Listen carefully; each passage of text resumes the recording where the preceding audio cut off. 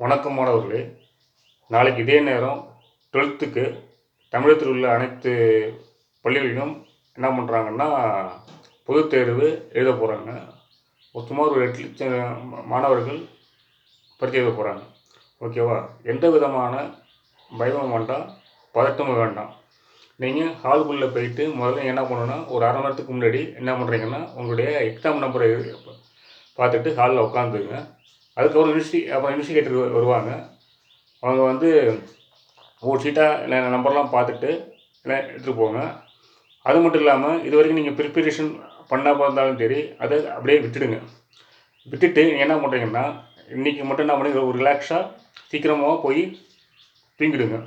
நாளைக்கு போகக்குள்ள என்ன பண்ணணும்னா, எல்லாமே 2 ஸ்கேலு, 2 பென்சிலு, அதுக்கப்புறம் 2 பேனா எடுத்துங்க.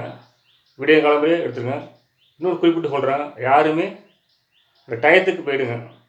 டயத்துக்கு போகாமல் அதுக்கப்புறம் போனீங்கன்னா விடுவாங்க. நம்ம அப்புறம் அவசரப்பட்டா போட்டிங்கன்னா சொல்லுவாங்கள்ல, ஃபஸ்ட்டு இம்ப்ரெஷன் பெஸ்ட் இம்ப்ரெஷன் சொல்லுவாங்கள்ல, அதேமாதிரி நீங்கள் அடித்தல் திருத்தல் இல்லாமல் எழுதுங்க. அதுக்கப்புறம் என்ன ஆகிறாங்கன்னா, ஃபஸ்ட்டு நீங்கள் ஒன்று எழுதிட்டிங்கன்னா உங்களுக்கு ஈஸியாக இருக்கும். முதல்ல நீங்கள் தெரிஞ்ச கொஸ்டின் நீங்கள் என்ன ஆகிறீங்க அட்டன் பண்ணுங்கள். அதுக்கப்புறம் தெரியாத கொஸ்டினை அட்டன் பண்ணுங்கள். டைம் மேனேஜ்மெண்ட்டுங்கிறது ரொம்ப ரொம்ப முக்கியம். அரை மணி நேரத்துக்கு முன்னாடி பில் அடிப்பாங்க. ஓகேவா? அப்புறம் இன்வெஸ்டிகேட்டர் நீங்கள் டயத்தை கேட்டாலும் சொல்லுவாங்க. அதுக்கப்புறம் நீங்கள் என்ன பண்ணுறீங்கன்னா, முதல்ல நீங்கள் என்ன பண்ணுறீங்கன்னா, கொஸ்டின் பேப்பரை கொடுத்த பிறகு கொஸ்டின் பேப்பரை பிரட்டி வச்சுட்டு அதை மூடி வச்சுருங்க. மூடி வச்சுட்டு கண்ணை மூடிக்கிட்டு 3 ட்ரிப்பு மூச்சை இழுத்து விடுங்க. இழுத்து விட்டுட்டு மனசில் இழுத்து விடக்குள்ளே நீங்கள் மனசில் என்ன நினைக்கிறீங்கன்னா, நான் படித்த கொஸ்டின் மட்டும்தான் வரும், வேறு எதுவுமே வராதுன்னு நினச்சிக்கிட்டு எழுதுங்க. உங்களால் எல்லா கொஸ்டினையும் அட்டன் பண்ணுங்கள். எந்த கொஸ்டினையும் எனக்கு தெரியாதுன்னு விட்டுட்டு வந்துடாதீங்க. ஓகேவா?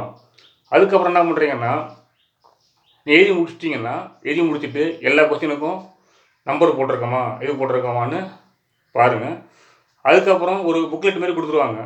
புக்லெட்டு நீங்கள் அட்மிட் ஷீட்டு வேணும்னா ஒரு 15 நிமிஷத்துக்கு முன்னாடியே என்ன பண்ணிடணும், இன்வெஸ்டிகேட்டர்கிட்ட நீங்கள் சொல்லிடணும். அதுக்கப்புறம் அவங்க என்ன செய்வாங்கன்னா, அவங்க கொடுப்பாங்க. அதுக்கப்புறம் என்ன பால் பெயிண்ட் பிளாக் பால் பெயிண்ட்டு தான் பயன்படுத்த சொல்லுவாங்க நினைக்கிறேன்.